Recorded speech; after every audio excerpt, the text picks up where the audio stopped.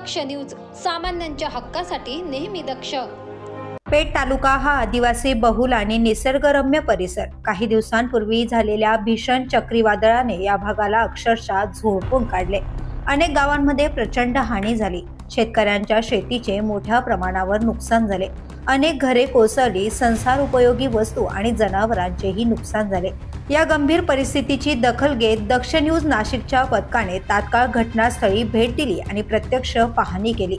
शेतकऱ्यांची व्यथा, नुकसानग्रस्तांची परिस्थिती आणि प्रशासनाच्या दुर्लक्षाची वस्तुस्थिती त्यांनी आपल्या बातमीद्वारे समोर आणली। या प्रभावी बातमीचा परिणाम तात्काळ झाला। समाजातील संवेदनशील संस्था नाम फाउंडेशन पुढे सरसावली। नाम फाउंडेशनने चक्रीवादळामुळे बाधित गावांमध्ये मदतीचा हात पुढे केला। या अंतर्गत गावागावात संसार उपयोगी वस्तू आणि अन्नधान्य किट्स वाटप करण्यात आले। या मदतीमुळे चक्रीवादळग्रस्त शेतकऱ्यांना आणि रहिवाशांना दिलासा मिळाला। ग्रामस्थांनी समाधान व्यक्त करत सांगितलं की दक्ष न्यूजने आवाज उठवला आणि नाम फाउंडेशनने तो प्रत्यक्ष कृतीत आणला।